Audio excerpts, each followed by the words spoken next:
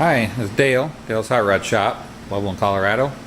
I'm just finishing up here on the back half of this 52 Chevy pickup.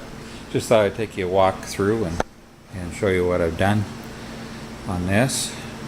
It's been suffering through another hot day in the shop, but it's 5 o'clock and I'm getting ready to go home. So it's Friday night, and I got almost as far on this as I wanted, but not quite. Ran into one problem. So anyway, I'll walk you through this and show you. I guess start back here at the back. This is a universal fuel tank from Tanks Inc. that I purchased. It has the fuel pump inside the tank. It's a Walsboro pump here for the fuel injection. I really liked the stuff I've gotten from Tanks Inc. Done a couple of their things, and it's just very good, high quality. And I personally, I don't think you can do any better than a Walsboro pump for longevity, for reliability. It's a really good pump, and it's not like that Chinese stuff that's out there. Anyway, I plumbed it all in. First, I'll show you. I welded in some 1-inch angle iron on each side, and then I brought my strap up. You see it here, but brought the strap up here, bolted in on each side, and I used AN6 fittings and some braided steel line. Made these lines here. This is the pressure side, and the little short one over here is a return, and then my vent is right here. I've got it going through a little filter. I like these little filters. They're for, I think, mid-90s Caravans, and some Dodge stuff. And it works really well just to filter the vent. And I can tuck them in out of the way somewhere like that, just so I'm not getting any dirt into the venting system. And over here I've got my fuel sender already put in. Got all my wire ran for the pump, and my ground here that I ran, and sending unit and the pump itself.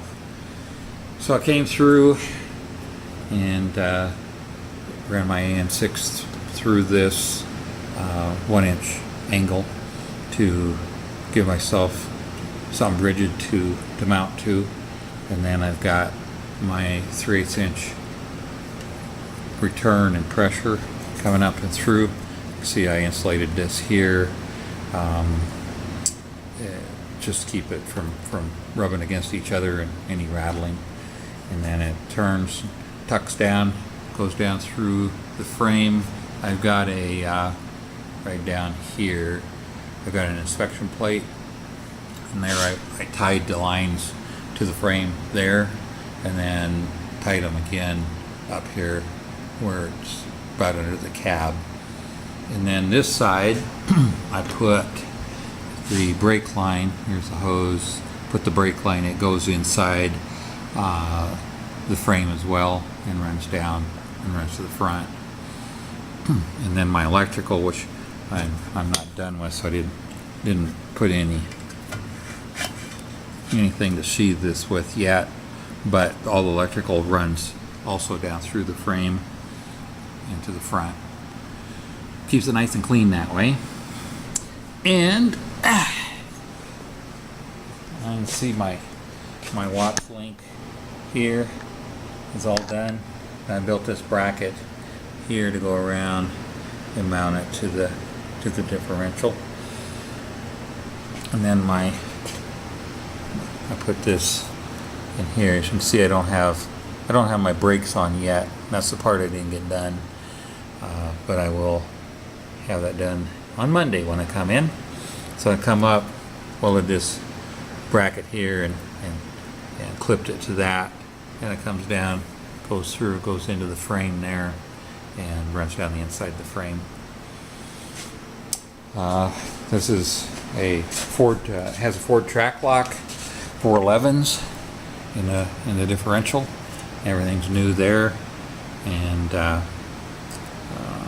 the axles, I've got them cut, ready to go in, but I was waiting on some pieces for the brakes, which came in today, so I'll get that done, I say on Monday. And there's just everything that is welded in and done, and painted the frame in an epoxy so it'll hold up, and same with the rear end housing, painted that with the same paint. I think that's it.